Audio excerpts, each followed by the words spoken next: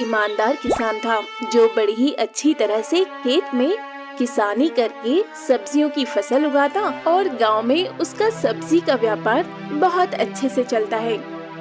सब्जी ले लो सब्जी, ताजी ताजी हरी भरी सब्जी, दाम में मस्त और स्वाद में तो और भी ज्यादा जबरदस्त। सब्जी ले लो सब्जी। अरे वाह रघुनाथ भाई, तुम्हारी दुकान की सब्जियां वाकई में बहुत ही ताजी और स्वादिष्ट होती हैं। हाँ, तुम्हारे यहाँ से ही मैं अपनी बूढ़ी माँ की पसंदीदा सब्जी खरीद कर ले गया था। वो दवाइयाँ खाकर इतना जल्दी नहीं ठीक हो पाई जितना जल्दी तुम्हारी सब्जी खाकर ठीक हो गई। सच में बहुत ही कमाल की सब्जियाँ मिलती हैं तुम्हारे यहाँ पर। धन्यवाद भाई साहब, ये सब तो आपका बड़प्पन है। मैं तो अपना काम केवल सच्चे दिल से करता हूँ। रघुनाथ की तरक्की होते हुए देख गांव के अन्य सब्जी वाले उससे काफी जलने लगते हैं। इस रघुनाथ की तो ऐसी की तैसी। अरे इसी के कारण हमारे दुकान पर कोई सब्जी खरीदने नहीं आ रहा है। इसी ने हमारी हंसती खेलती जिंदगी पर ग्रहण लगा दिया है। अब हमें इस रघुनाथ जैसे कांटे को हमारे रास्ते से निकालना ही होगा, वो भी हर हाल में। लेकिन कैसे? मेरे पास एक बहुत ही बढ़िया उपाय है। हम दोनों आज रात चुपके से इस रघुनाथ के खेत में जाकर इसका पूरा खेत ही जला देते हैं। अरे वाह, ये तो बहुत ही धमाकेदार उपाय है। चलो यही करते हैं। अब ना रहेगा बांस, ना बजेगी बांसुरी।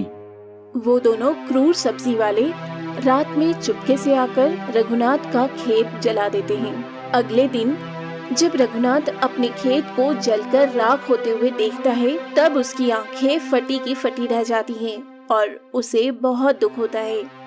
ये क्या हो गया? नहीं, ये नहीं होना चाहिए था। अब मैं क्या करूँगा? मैं सब्जियाँ कैसे उगाऊंगा? नहीं, मैं तो लुट गया।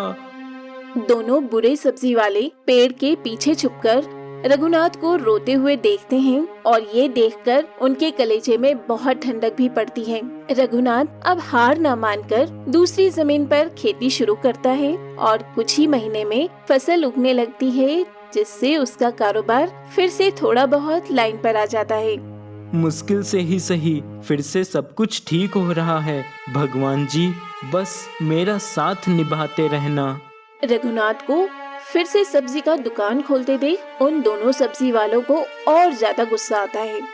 ये रघुनाथ हार मानने वालों में से नहीं है। अब हम क्या करें? हमारी तो कुछ चंद महीनों की ही चांदनी थी। अब बाजार में फिर से ये लल्लू रघुनाथ लौट आया है हमारी सिट्टी पिट्टी गुम करने। अब हम ऐसा कुछ करेंगे जिससे रघुनाथ चाहकर भी जीवन में फिर कभी कुछ नहीं कर पाएगा। एक इंसान की सबसे बड़ी ताकत उसकी आंखें होती हैं, क्योंकि अगर आंखें ही नहीं रही तो वो कोई भी काम नहीं कर पाएगा। तो फिर इस बार हम उसकी आंखों पर वार करेंगे और उसे हमेशा हमेशा के लिए अंधा कर देंगे, जिसके बाद वो कभी खेती तो क्या कुछ भी नहीं कर पाएगा।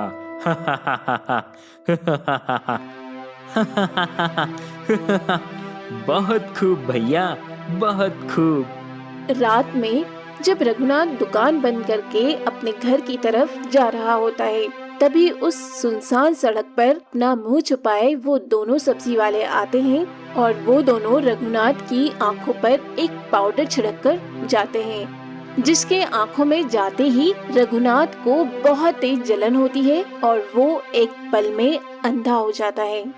नहीं, ये क्या हो गया? मैं अंधा हो गया। नहीं। रघुनाथ अब कुछ नहीं कर पा रहा था। अंधा होने के बाद मानो उसका जीवन खत्म ही हो चुका था। ये क्या हो गया भगवान जी? कौन है जो मुझे खुश नहीं रहने देना चाहता है?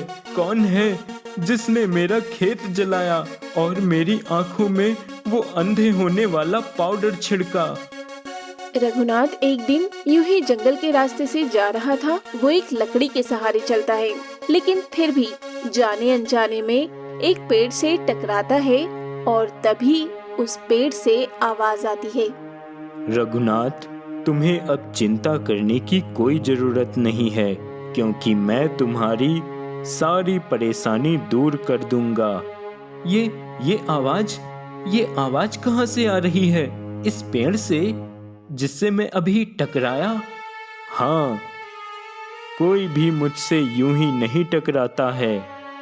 शायद ऊपर वाला भी यही चाहता है कि मैं तुम जैसे नेक दिल और ईमानदार इंसान की मदद करूं। मैं तुम्हारे साथ हुए अन्याय के बारे में जानता हूं, इसलिए मैं तुम्हें वरदान देता हूं कि तुम्हारे आंखों की रोशनी फिर से लौट आए। उस जादुई पेड़ से एक अलौकिक रोशनी उजागर होती है और वो रघुनाथ की आंखों पर पड़ती है, जिसके बाद उसकी आंखों की रोशनी लौट आती है और वो फिर से सब कुछ देखने लगता है। धन्यवाद जादुई पेड़, आपका बहुत बहुत धन्यवाद। मैं फिर से सब कुछ देख पा रहा हूँ। लेकिन रघुनाथ, अभी तुरंत गांव में सबको ये बात मत बताओ कि तुम देख सकते हो।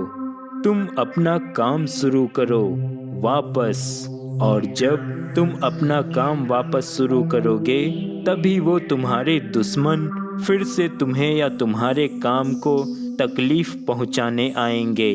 तब तुम उन्हें रंगे हाथ पकड़ लेना।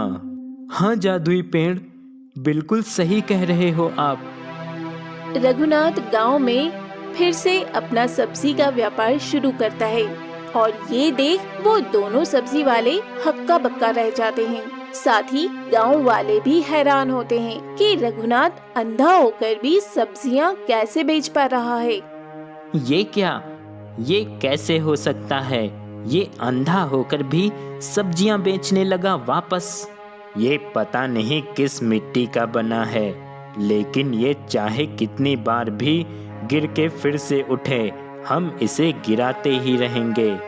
और वो दोनों फिर से रघुनाथ को बर्बाद करने की एक और नई योजना बनाते हैं। वो दोनों रात में चुपके से उसके घर आकर उसकी सब्जियों में केमिकल की मिलावट करते हैं। लेकिन तभी रघुनाथ उन दोनों को रंगे हाथों पकड़कर मुखिया जी और गांव वालों को चिल्ला चिल्ला कर बुला लेता है। ये क्या? इसका मतलब तुम देख सकते हो? रघुनाथ, ये कब हुआ? मुखिया जी, मैं देख सकता हूँ और मेरी आंखों की रोशनी भगवान जी ने ही लौटाई है। मैं चाहता हूँ कि इन दो फरेबियों को कड़ी से कड़ी सजा मिले। हाँ रघुनाथ, इन दोनों की तो जेल में अब बहुत ही अच्छे से मेहमान नवाजी होगी। उन दोनों बुरे सब्जी वालों को जेल की सजा होती है। एक बार फिर